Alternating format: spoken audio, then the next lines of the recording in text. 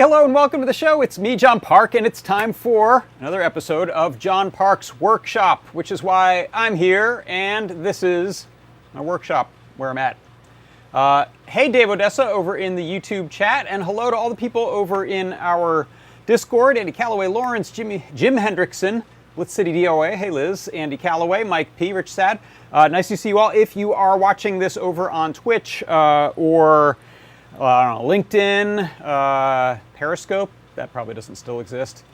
Blip TV, that's long gone. But any of those other places where I'm not looking at the chat, then you might want to head over to our Discord server. It's at adafruit.it/discord, and you'll get a free instant invite. You can then head on over to our live broadcast chat channel, which looks just like that right there. And there are people waving and saying hi and throwing up emojis, etc. So that's the place to be. Hey, Bizarro Builds over in YouTube. I do keep an eye on the YouTube as well. Liz, that's a very nice compliment. Thank you. You enjoy the beginning synth jam for JP's workshop. That was something I wrote on a little Norns script. Norns/Monome Fates generative Raspberry Pi based thingy.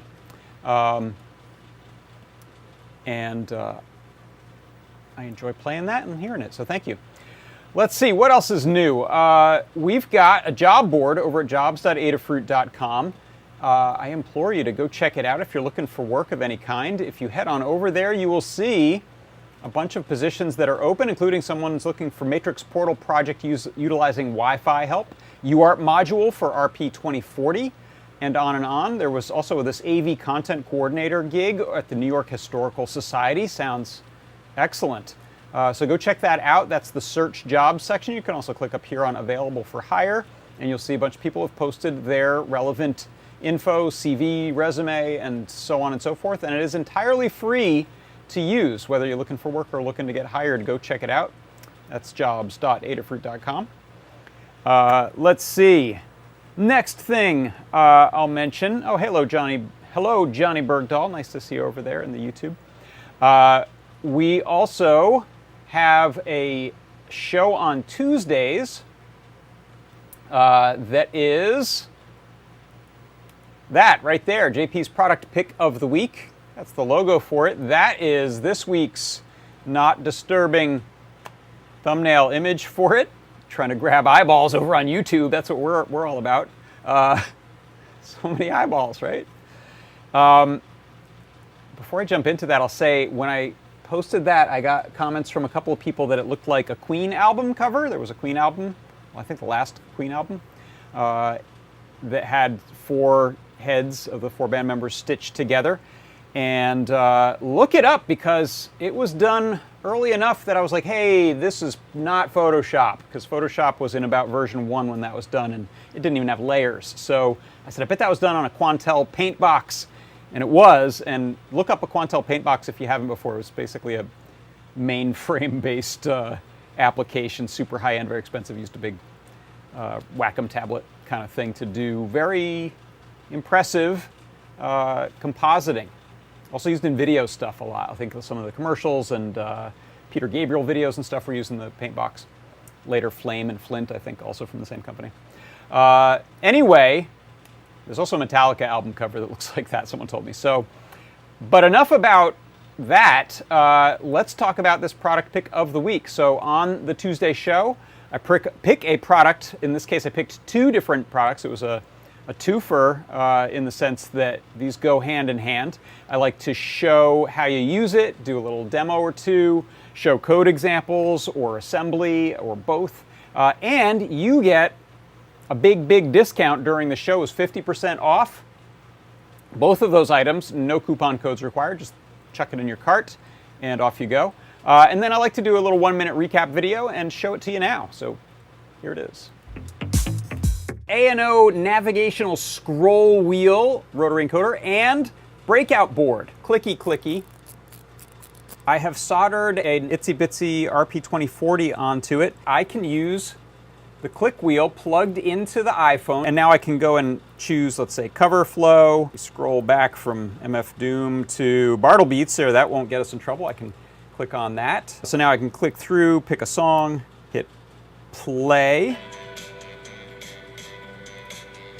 And all I'm doing with this, let me go ahead and pause that, is using the controller as a USB HID device. Like, sure, yeah, that's convenient because it's already in your pocket, but this is actually fun. ANO rotary encoder scroll wheel with navigation buttons and breakout PCB, dual product picks of the week.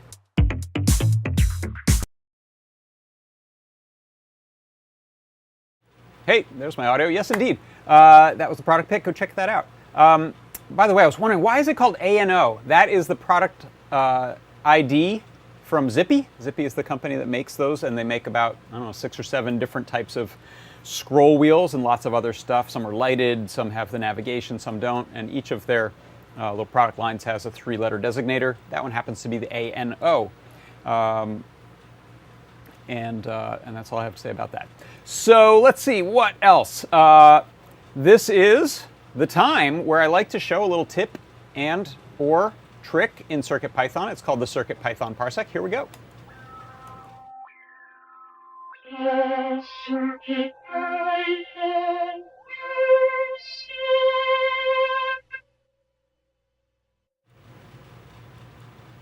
All right, so for the CircuitPython parsec today, I wanted to show how you can set the real-time clock on a CircuitPython board using NTP, an NTP, or National Time Protocol, is that it? Network Time Protocol server. So how to set the RTC clock using the Network Time Protocol, and then you have a really accurate clock, which you can go and check on intervals when you're connected. But it's a really nice way to get any type of clock projects or projects that have to do things maybe with Adafruit I/O that need a timestamp on them. This is a great way to do it. So first of all, you can see I've got some libraries to import. Time, RTC for real-time clock. This board that I'm running it on is an ESP32S2, which has a real-time clock built onto the chip. Then I'm grabbing some network things, socket pool, Wi-Fi, the Adafruit NTP library, and then some supporting things to be able to display on this lovely little TFT. I've got a little time offset here based on my time zone. That may vary. Then we're doing some network connection, grabbing my Wi-Fi info from the secrets.py file, and then turning on the Wi-Fi radio, connecting to our NTP server, and grabbing the date time. So once that's been grabbed, I do a little bit of display setup, and then the real-time clock has the time, and then it can tick forward and give us the proper time. So all I'm doing in my main loop, you can see here, it is displaying and updating every second. I've got the date at the top and the time at the bottom with hours, minutes, seconds. And I'm also printing some of that stuff here in my serial output. And the way we do that is set up some parsing of that local time that comes from initially the NTP server and then is on the real-time clock into those sections, hours, minutes, seconds, and so on. I display that using the little text area update for the text and the text area for the date. So the clock is in one spot and the date is in the other. And then every second I display that. This timekeeping here doesn't affect the clock. It's just how often I'm changing the display, but internally it just keeps ticking. And so that is how you can set a really accurate real-time clock using the NTP protocol. Say that again. So that is how you can set the real-time clock using the NTP last time. And so that is how you can set the RTC clock using the NTP protocol inside of CircuitPython. And that is your CircuitPython parsec. Tick, tock, tick, tock.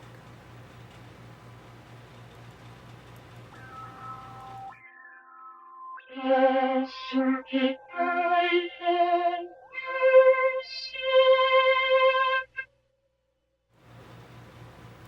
Okay, by the way, pro tip that I didn't follow, if you have trouble saying something twice, don't say it the same way. Like, flip the order of your words around, because otherwise you can just keep boom, boom, boom, bouncing off of that. Tricky. What time is it? That's a really good question. I think it is 1:12 and 57 seconds here in California. So, yes, enough about real-time clocks, I'd say. So let's move on now. And by the way, if you're wondering about that code, that happens to be mostly taken from if you look at the top here, an example that's at docs.circuitpython.org/projects/NTP, and on and on. So if you just Google Adafruit NTP for CircuitPython, you'll get to the docs, and this example is one of the docs in there. And also, very conveniently, this was called to my attention by the excellent Todd Bot Tips and Tricks for CircuitPython page. So I will update our guide to include that. That's a great new tip. So thanks, Todd, for pointing that out. And thanks to Scott and gang, Brent maybe also, Dan, a bunch of people who were interested in getting some accurate way to grab the time from an NTP server that won't go away, won't expire, no one will get mad at us. We have permission to use an Adafruit. If you look at the library, it'll show you where it's grabbing it from. All right. Let's go back to that view there. There we go. Okay. So for a project today, last week I showed some of my 8x8 NeoPixel implementation of the Patchwork Boy bidirectional MIDI sequencer, step sequencer, or a gate sequencer stuff, trigger sequencer stuff for VCV Rack. Just a quick update. I'm not going to do anything on it today, actually. I said I was yesterday, and then I changed my mind. I have some work to do to add support for the NRF52, not the NRF, the RP2040 feather, which I fit into there. One thing I'm excited about, though, if you look there, with any of the feathers that have a Stemma QT slot on it, you can get one of our JST SH to JST PH Stemma to Stemma QT cables and go direct with no soldering to the feather. That's hard to point at, which is cool. You still have to, of course, solder together all of those boards, but it's a very neat connection to the feather. So, original version that was on an M4 required the use of some MIDI USB libraries that are not compatible with feather. So I am working on changing it over to use the tiny USB implementation of USB MIDI. So I'll give you an update on that once that's hopefully working. Another thing I'd like to do with this, by the way, is do some bidirectional MIDI stuff to get the notes out of here and the light sync, the NeoPixel sync, back to here, and do a simplified version in CircuitPython. So look forward to that too. And then what I wanted to do is actually give a little bit of a composite video update, as well as forge ahead with something, as you can see here, the title of today's show, Glitchy Video Mixer. So we'll take a look at that. First thing I'll do, actually, is let me bring back my browser here, and if we go to Learn, I forget sometimes to point out when I've got a guide published. So if we go to New Guides and View All, you'll see here I've got this guide that I just published called Video Nub Shank. It's the ESP32 CircuitPy Composite Video Injector. So you'll recognize this from past 2 episodes ago. There's my little weird Sony Video Walkman, Video 8 Walkman, with the little nub shank, video nub shank shoved into there using the ESP32 Pico. And it's got the BFF on it for power, if you want to use the battery or charge the battery with that. It also gives you an on-off switch, which is really nice, and it gives you the form factor to wrap the whole thing around the little connector. So in the guide, to show you how to build it, so here's a little hookup. That's the sort of simplified version. You just really need to get the DAC analog out to the positive or center of the composite video plug, and then ground to the negative. Show you how to put that all together the way I had put it together, and then a couple of use cases. And then we've got code. So for the code here, this is the ESP32 Dolly Clock by Marcio T. I hope I'm saying your name properly. And that is actually, if I recall, no changes. So this is you can just use that as you'll get it from his GitHub. There's no changes to that. It just works. The update, and I showed this a little bit on Show and Tell, you can see it back here, is doing a, let me switch the camera actually for a second, doing a color bar, sort of a SMPTE, Society for Motion Picture and Television Engineers, SMPTE NTSC color bars. This is how broadcast and television were typically calibrated to check that you had colors within legal broadcast ranges, make sure that your geometry was proper, and so on. So this one is kind of a hack. The colors are definitely not accurate because this is using the RGB 332, so they're not actually accurate, but it's just useful for looking neat and for Lemoore's needs. She asked me to put this together so that she could, when she builds displays, make sure that she's got her geometry right. If she needs to sharpen things up to get the text looking good, you can do that. You can tell when it's off the screen. Typically with a CRT, you will always fall off the screen edge, and that's part of an accepted standard with a CRT. On an LCD or modern display, you'll see the full image.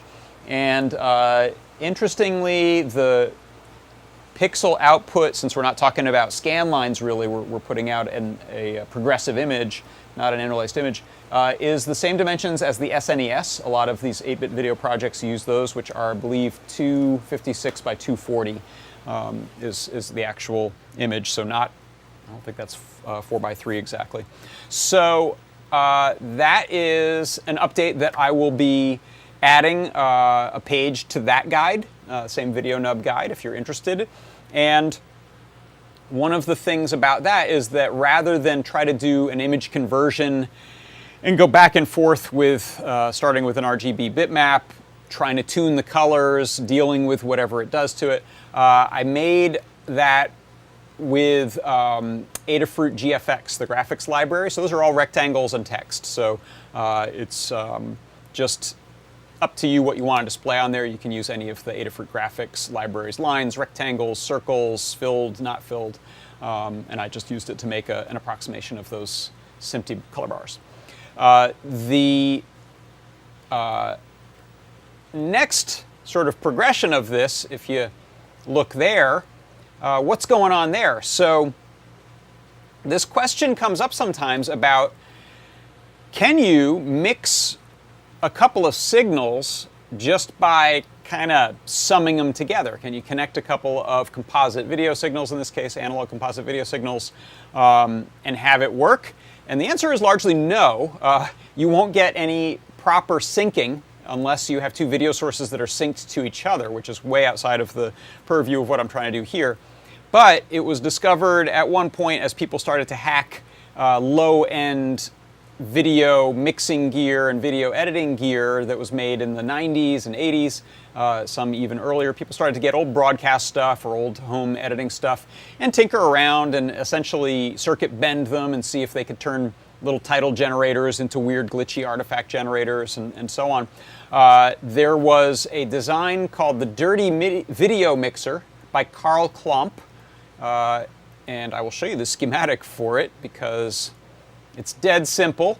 I'm actually making a version that's even simpler, but you can see here what we have is two composite video ins, which are going through a couple of switches, which I've omitted because we don't really need that. That's a way to essentially turn off one source if you want to just essentially fade to black. But I'm just mixing between two video signals that are unsynced, and so the key here is this 1K potentiometer in the middle, and then the wiper is going out to your video display, so in this case the CRT. So you can look up Dirty Video Mixer and you'll see a bunch of examples of this that people have done over the years, but this is my version of it, which you can see. I'm gonna hop back here and let's do a little demo like that, say it first, then I'll show you how it's put together and also take you through some trial and error and things that I did as I was working on this. So what you'll see first is I have two sources. One is the color bars, and the second is going to be my DVD player. Let's see what it's on. Okay, so that's a menu screen there. That's probably safer to show that menu screen, but you know what? I'll play a little. Let's play a little content, and hopefully don't get into any kind of copyright strike trouble. I gotta come around this way and see the display. There we go. So this happens to be a Blu-ray player. It's playing a standard resolution DVD, and I'm outputting over composite video to the little mixer. So you can see here we get really funky non-synced mixing between the two sources. So I can go to my color bars, I can go back to the Beastie Boys there as they kick off their video. And there's not a lot you can control about it. This is a composite signal. You're not going to adjust individual colors or anything like that. But it is kind of a fun effect. And some people like to add like little kill switches so they can drop one source in and out. Or like I said, if you want to be able to go just to mostly black. So this is the unadulterated, pretty much the clean image. And then I can fade that to a second source that is nothing right now. So it's really just dimming my image, not fully to black, but kind of an interesting effect there, almost like a brightness knob. So if I take a different source as an input, instead of the color bars, I'll add my other little video nub there. Now we get the clock. Hey, more clocks. This one's accurate. I set that one as well. At least it started out life accurate. It's not connected to my Wi-Fi, so I have to connect to it once and set it, and then it's just based on the internal clock. But here you can see, again, we've got a pretty cool mixing effect. You can get some really good glitchy stuff on a CRT. I'll show you in a moment. It's interesting, the circuitry in an LCD, I have one over there that I can show, does different things. It's not quite as satisfyingly glitchy. You don't get as much of this weird sideways sync stuff. I think maybe the TV is trying to add its own opinion to the sync or something like that. I don't understand it. But you'll see we get some different effects. So if we take a look at how this is put together. I'm going to go ahead and switch my video cameras here. So what I'm doing there when I'm changing that is just I have this 1K potentiometer, and you can see it is fully left right now, which means we are allowing this right source, which is the video nub with the clock on it. And as I turn to the right, I'm bringing in this second source, which is my DVD player. So this gold connector black cable here, that's my DVD player. And then this is the output here. So I'll point that out. And if I line these up like this a little bit, it's a little more like that diagram I showed. Oop, I just fell, my screwdriver, which is upside down, which is kind of like that. So we have the right input, the left input, the output, and a potentiometer. You can see that. So that's my simplified, reduced version where I've taken out the switches from that. So that means that if we just plug in a different source, let's say we get the Beasties out of there, and I put the NTSC bars in like that. That is coming from a second minimal version. I didn't make the whole nub thing. This is the minimal version. Oh, let's see. Did I just break something? What did I break? I got that wrong. Confused myself. This was the input I wanted. This is the output. I lied. That's the out cable there. All right.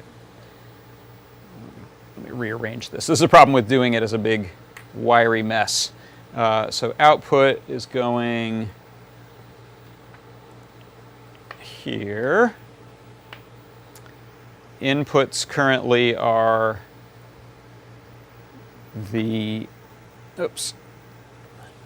clock on one side. There we go. And let me just move this over here to the left. I'm powering both of these off of a big USB battery at the moment. There we go. How many people, raise your hand, have a workbench that looks as messy as this while you're working and you get confused? So there, I've got a separate, different source. Okay, so now that I have that a little more understood. Oh, what did I do? Hello?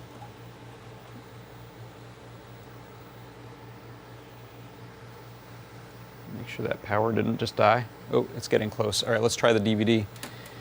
As source.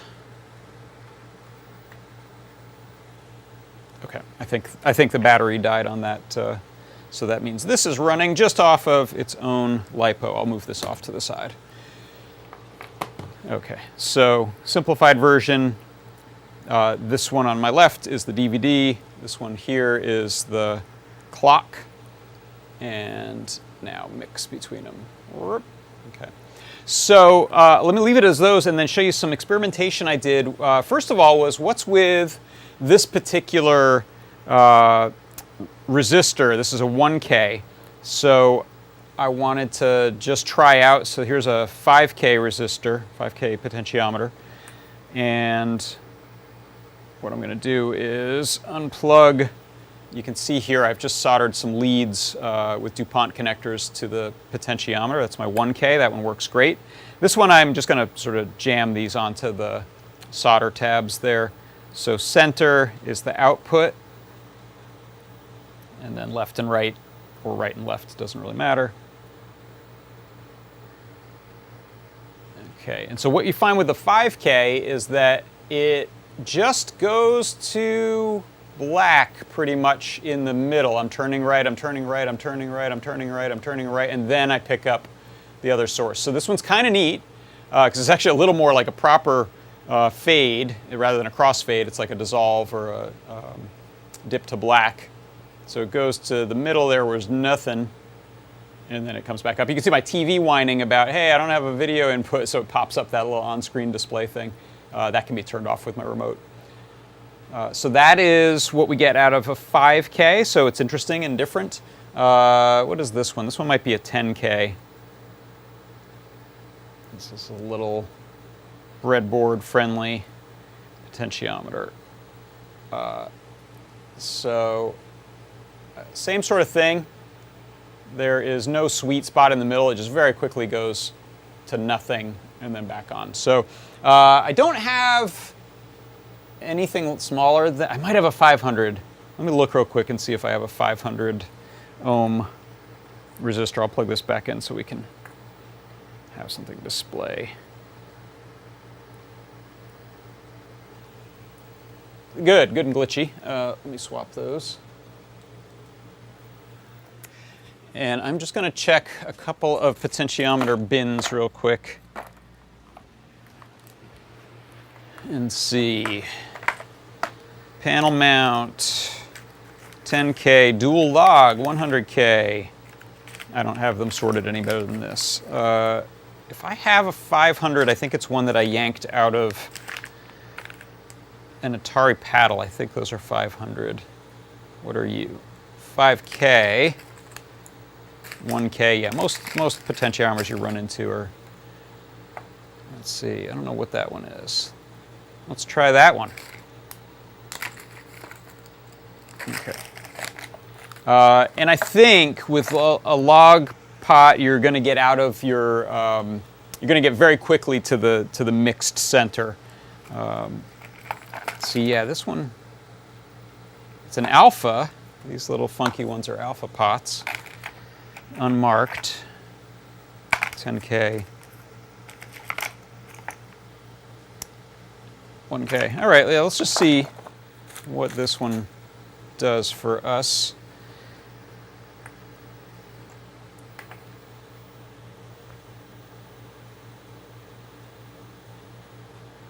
These do work surprisingly well with the DuPont connectors, a lot of these.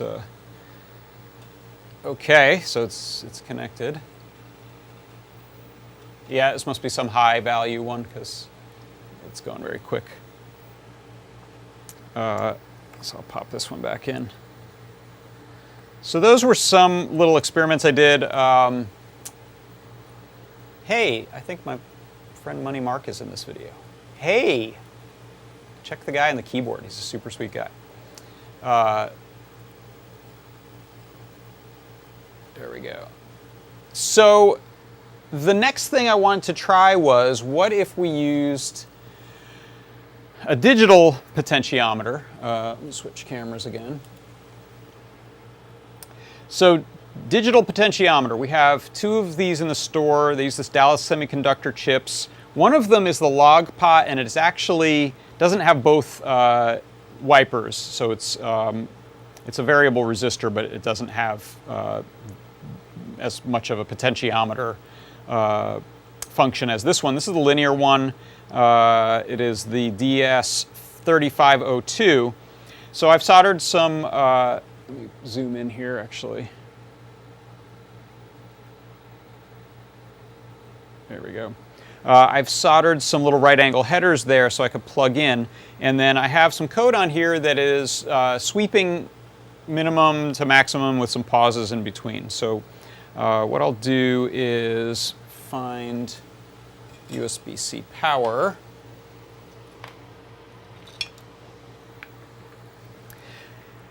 And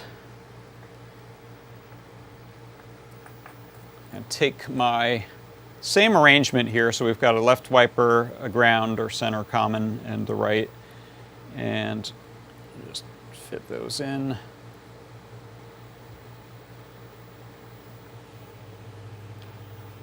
And it doesn't work. It tries. You can see that there's some changes, and the timing of it is what I had.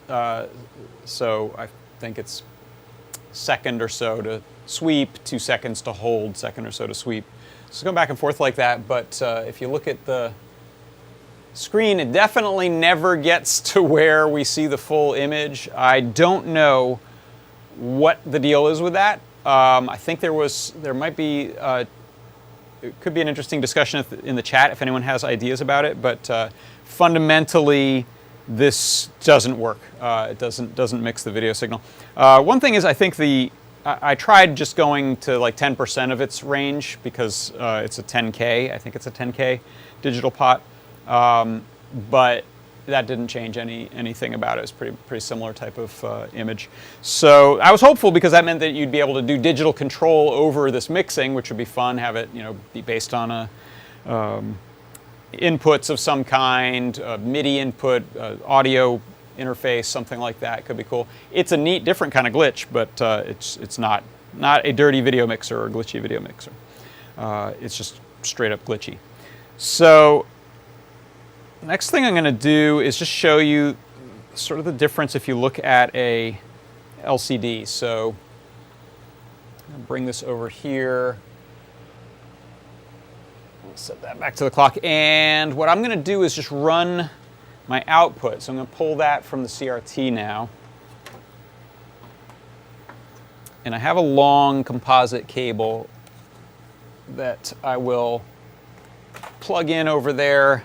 I'm going to switch the cameras and I'll plug into this monitor. And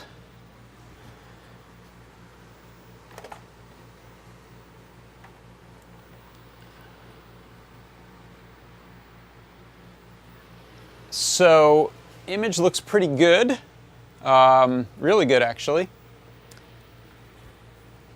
I'll start to glitch it. You'll see it actually, for some reason, is really bright. The image is way bright on this, and I don't think that's the case if I plug in directly. So let's try that first. I'm going to just go straight from my video nub to that monitor, and I think it is, yeah. No, it's just as bright. Okay, so I think that brightness on that monitor just must be set high. So going back to video mixing this, if you look now, if I plug that in a little nicer.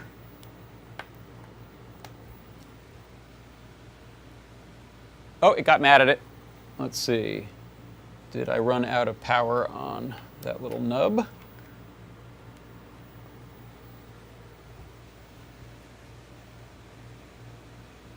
Okay, so that's working well. If you look at the type of artifacts, you get less of that horizontal shearing or diagonal shearing. You get some horizontal glitching. And I also noticed when I get to